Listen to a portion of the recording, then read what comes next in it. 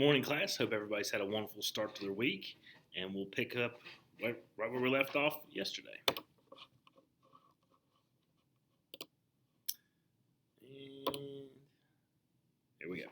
Okay, so as you recall, we left off talking about the event that occurred in this photograph with the Boston Massacre, how it was incited by a lot of the things that the British were doing, and we'll review that with our timeline here. So if you recall, after the French and Indian War ended in 1763, the British needed to pay for the war in the colonies as it was very costly, and so they began to put on taxes on the colonists. Such taxes like the Sugar Act, the Quartering Act, which allowed for the colonists to house and feed British soldiers in the colonies, which required them to do that, so that those soldiers could enforce these new laws. Then the Stamp Act, and then the Townshend Acts. All of those eventually are repealed. With just one tax remaining, and that was the tax on tea, and we'll get to that. You can probably guess what's going to happen as a result of that, but we're going to look at it. Okay. Excuse me. Okay, so today let's start talking about the committees of correspondence. And by 1770, which was the same year as the Boston Massacre, King George III at that point was only 32 years old. And he was proving to be a pretty bad ruler as he was surrounding himself with just yes men, most notably his Prime Minister, Lord North. Now, the Townshend Acts did not work as well as the British Parliament or the King had hoped, as they totally failed to produce revenue. What they did produce is near rebellion in the forms of boycotts and non-importation agreements. And so eventually, as a result of all these failures of the Townshend Acts, Parliament was persuaded to repeal them, but they kept all parts of the Townshend Acts except for the tax on tea. So, flames of discontent are still being fanned by all of these events that the colonists feel like the British are just taxing them without representing them, and then they're still trying to enforce those navigation laws, which increased the smuggling going on amongst the colonists. So resistance was further kindled by really a master propagandist and engineer of the entire rebellion, and that was Samuel Adams of Boston. He was cousin of John Adams. Now, Samuel Adams' signal contribution was to really organize the Massachusetts Committee of Correspondence. Now, what a Committee of Correspondence is just simply the way in which colonists in different colonies would communicate with one another to keep each other informed about the different things that the British were trying to do to them. And so the committees of correspondence went a long way to help unite the colonies together. Now, it's not the single thing that you can point at and say, because of committees of correspondence, the colonies united. Well, that would not be true, but it's definitely a factor that led to the colonies becoming more united. So, like we said, the chief function of the committees of correspondence was to spread the spirit of resistance by exchanging letters, thus keeping alive the opposition to British policies. So, exchanging ideas, information with other colonies, they stimulated and disseminated sentiment in favor of unity. So they were definitely pretty important. All right. By 1773, nothing had happened to make rebellion inevitable. Non-importation was weakening. There were an increasing number of colonists that were reluctantly paying the tea tax. Even legal tea was now cheaper than smuggled tea, and it was even cheaper than people were paying for it in England. So the colonists were buying tea, and it was cheaper than tea in England, and it was legal. The reason for this is because the British East India Company was overburdened with 17 million pounds of tea. That's a lot of tea leaves. And as a result of this over surplus, it makes the price of tea very cheap. And the British East India Company was in bad shape. They were facing bankruptcy, and if it collapsed, the London government would lose revenue. So the ministry, the British Parliament, decided to assist the company by awarding it with a monopoly on the American tea business. So the only people Americans could buy tea from would be the British East India Company, and they had lots of tea to sell. So this giant corporation would now be able to sell their tea more cheap than ever before, even with the tea tax on it.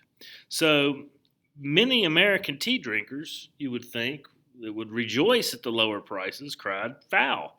They saw this as a British move to try to trick Americans with the bait of cheaper tea, just to try to make us swallow that principle of taxation without representation, as the colonists would still be having to pay the tea tax.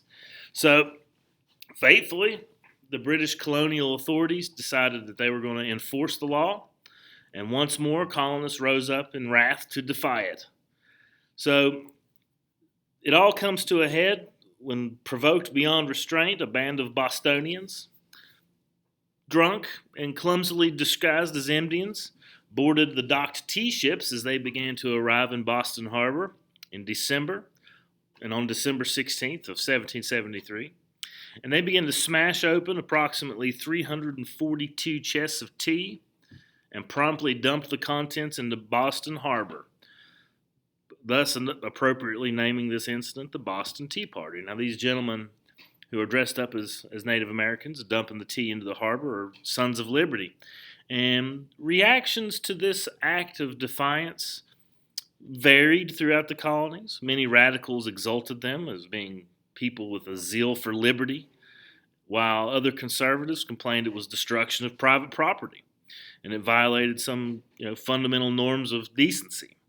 So it was not the Boston Tea Party did not do a lot to unite the colonies, as it was more divisive than anything. As your Sons of Liberty and your people upset with British rule, they would see this as a positive, whereas others who would remain loyal to the crown would see this as a negative. So, if you're Parliament, if you're King George, how might you react when you get the word of this, that the colonials are acting in such a savage manner? Well, they were irate, and an irate Parliament responded speedily to the Boston Tea Party with measures that really brewed a revolution, if you'll excuse the pun. And in 1774, they passed a series of acts designed to chastise Boston, in particular in Massachusetts. And the most drastic of which was the Boston Port Act, which closed the tea-stained harbor until all the damages were paid. All right, so these acts are called the coercive acts. As Americans would call them, the intolerable acts. Other intolerable acts, and this was all in 1774. Other intolerable acts included things like the Quebec Act. Basically, it was a shot at the colonials for the French had been removed from the New World as a result of the French and Indian War, but there were still French citizens living there. And what the Quebec Act did is it allowed the French to keep their Catholic religion. Well, to many colonists, that was a slap in their face, as they hated Catholics, and so allowing the French to do that and basically legalizing Catholicism throughout the Puritan Northeast was pretty deplorable and shameful to them. Now, it doesn't seem ridiculous to us, but there was for a couple centuries in America a very distinct hatred of Roman Catholicism, and especially in these areas that once had been earmarked for Protestantism in the Northeast. So we also mentioned the Boston Port Act. Basically everybody in Boston, because everybody's profession, livelihood, even if owned a restaurant, depended upon the trade and the shipping that happened at the port.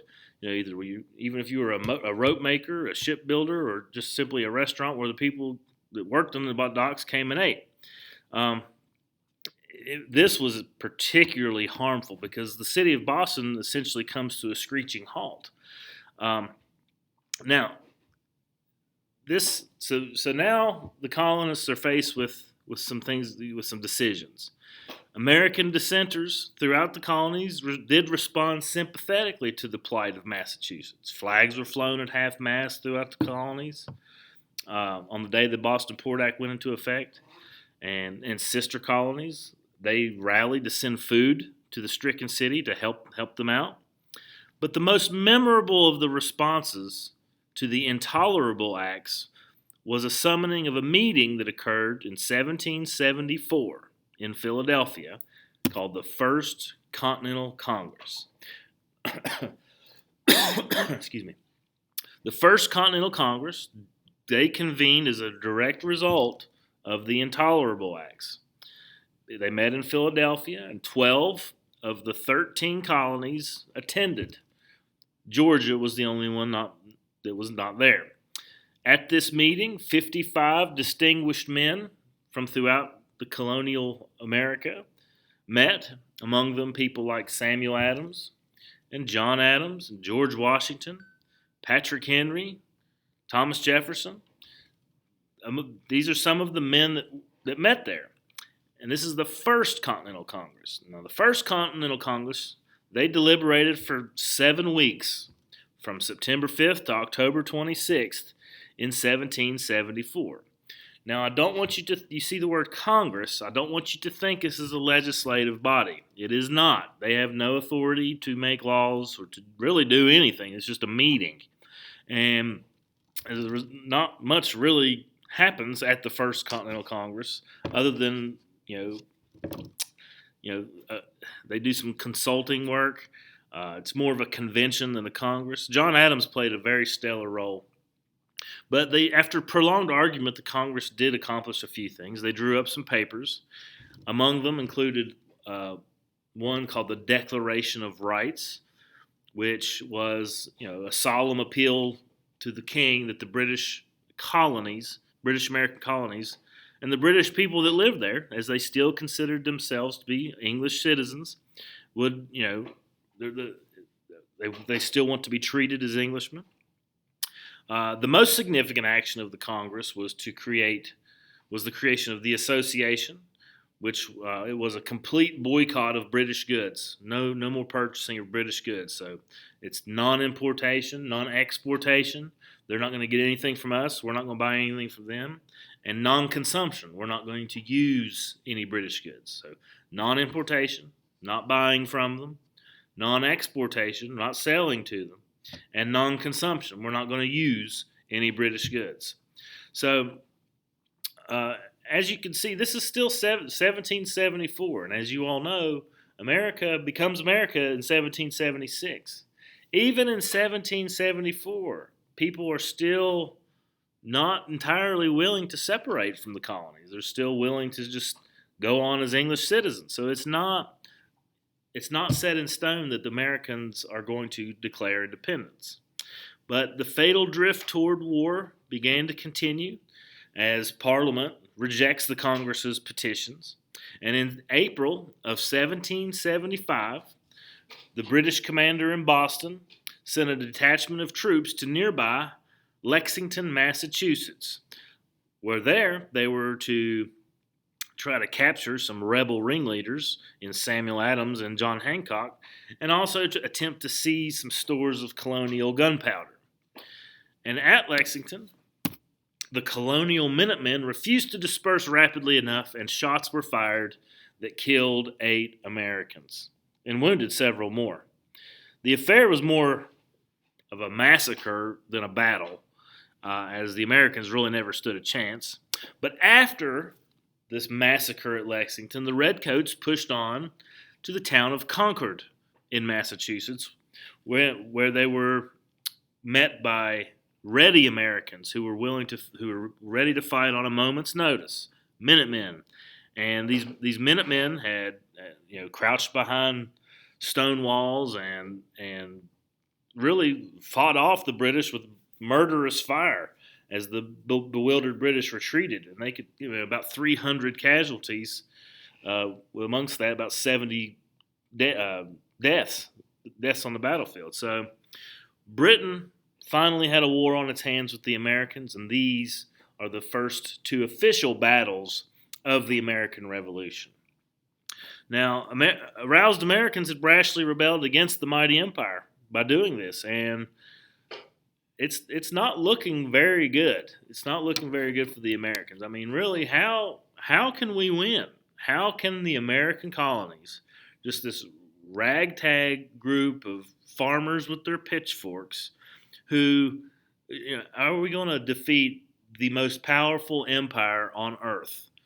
You don't think about it now because Britain's geographically so small, but the population odds were against the Americans 3-1, as the population of Great Britain was about 7.5 million, whereas the population of the colonies was about 2.5 million. And Britain then boasted a professional army of some 50,000 men, as compared to what the Americans had in just some wretchedly trained militia. The Crown and King George III had a treasury in which he was able to additionally hire about 30,000 Hessians, which are basically German mercenaries. They were from an area of Germany called Hesse, hence the name Hessians. And they were essentially soldiers for hire. And, about 30,000 of them were ultimately employed by the British. In addition, not everybody in America is on the same page. The British enrolled about 50,000 American colonists to join the services. And these people became known as loyalists, or Tories, Tories, Tories. All right, so they have the regularly trained Redcoat Army, 30,000 German Hessians, mercenaries, 50,000 of our own people that live here, and they begin to enlist the services of Native Americans. So that's just a few of our problems. All right. So the Americans not looking really great for the Americans, but the revolutionists were blessed with a few good things, such as outstanding leadership. George Washington was a giant among men. Benjamin Franklin was a master among diplomats. And the leadership of the men like this, not to mention Patrick Henry, Thomas Jefferson, John Adams, Samuel Adams, outstanding leadership amongst these men going into the Revolution. Another plus is that the British really, for hundreds of years, had been at odds with France. And open foreign aid would eventually come from France. Numerous European officers, many of them unemployed and impoverished, volunteered their swords to the American cause. One such man was actually a wealthy young French nobleman by the name of Marquis de Lafayette, who fled France because really he was bored, fleeing from boredom and loving glory on the battlefield and ultimately liberty. And he's only 19 years old, and he was made a major general in the colonial army. His commission was largely a recognition of his family influence and political connections, but his services turned out to be invaluable to the American cause. Another thing that's going good for the colonists were that the war that was going to be fought was going to be a defensive war. They were going to be fighting defensively. So with the odds, all things considered, favoring the defender, the colonies were self-sustaining. We had large-scale agriculture already in place. We could sustain ourselves without having to do trade with anyone. So, if they were to blockade our seacoasts, we would still be self-sustaining due to the large amount of natural resources that we have. Also we have a feeling of pride, American pride and liberty, and to do something of our own. Yet, some things that are really hindrances to us is that American rebels were extremely poorly organized for war. From the earliest days, and almost fatally lacking in unity, our new nation lurched forward, but even the Continental Congress, which directed the conflict, was hardly more than just a debate club. They really had no authority to do anything. And the disorganized colonists fought almost the entire war before adopting a formal government, which they did so in 1781 in the Articles of Confederation. Now, I'm getting a little ahead of myself because we haven't even talked about the war yet. But the Articles of Confederation becomes America's first formal government in 1781. Now, we made the Articles of Confederation because, as you should know from previous years, it's a very weak government. It's a confederation of powerful states who, in the states, are able to tell the federal government what to do. So it's very flimsy in power when it comes to the national government. We had sectional difficulties, jealousy from one state to the other. Economic difficulties were very almost insurmountable. Metallic money had already been heavily drained away by the Continental Congress. So, another detraction for us being able to win was our inability to have strong economy. The Continental Congress began to print paper money, and they called it continental money, or continental dollars. And these continental dollars were printed in such great amounts that it literally depreciated to worth little more than nothing. Inflation attacked our fledgling country with skyrocketing prices. Families of the soldier fighting at the front were hard hit. Debtors easily acquired handfuls of worthless money and gleefully. So when they did get in debt, they would pay it off with this worthless money. So our military supplies were dangerously scarce, especially firearms.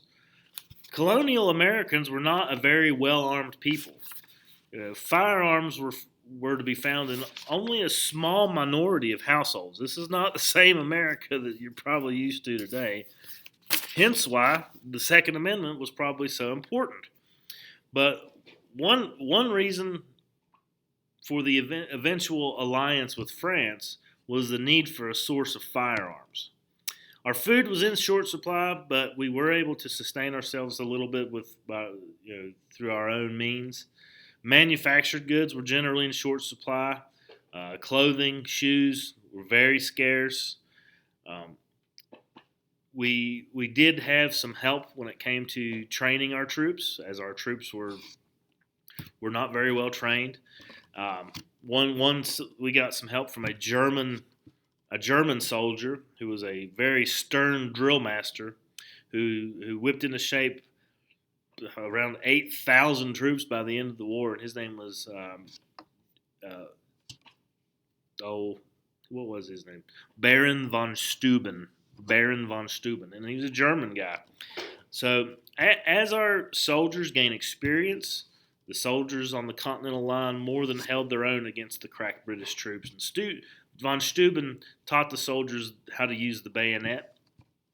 African slaves also fought and died for the American cause, although many states initially barred them from military service. But by the war's end, more than 5,000 blacks had enlisted in the American armed forces, many of them coming from northern states. African Americans also served on the British side. In November 1775, Lord Dunmore, who was the royal governor of Virginia, issued a proclamation promising freedom for any enslaved black in Virginia who joined the British Army. They were referred to as black loyalists. So even our morale in the American Revolution was badly undermined by American greed, by profiteering, putting profits before patriotism. My, how things have changed. So, basically people would sell, American companies would sell to the British because they could pay in gold, whereas Americans would pay in continental money, which was pretty worthless. So it is not an easy task. It's not an easy task. we do have the benefit of our geography. We are a very large area, and if we were to unite together, the British would have to conquer all of us. So it's not going to be an easy task. It's not going to be something that is going to be taken lightly by either side. But when we come back tomorrow, we'll talk about the Second Continental Congress, and we'll elaborate a little bit more on our steps leading to war and ultimately the war itself. As always, if you have any questions, please don't hesitate to get in touch with me, contact me by Schoology, email, whatever you need. Make sure you're keeping up with your outlines as those are due by the end of the month. Time management's really important. I know it's very tempting to just say, oh, we got a week off, but unfortunately that's not the case. So I'm here working, so hopefully you guys are too. But I'm here for you. Like I told you, you guys are always my first priority, and anything that you need, I'll be happy to help you in any way that I can. So take care, be safe, and I hope to see you, everybody, real soon.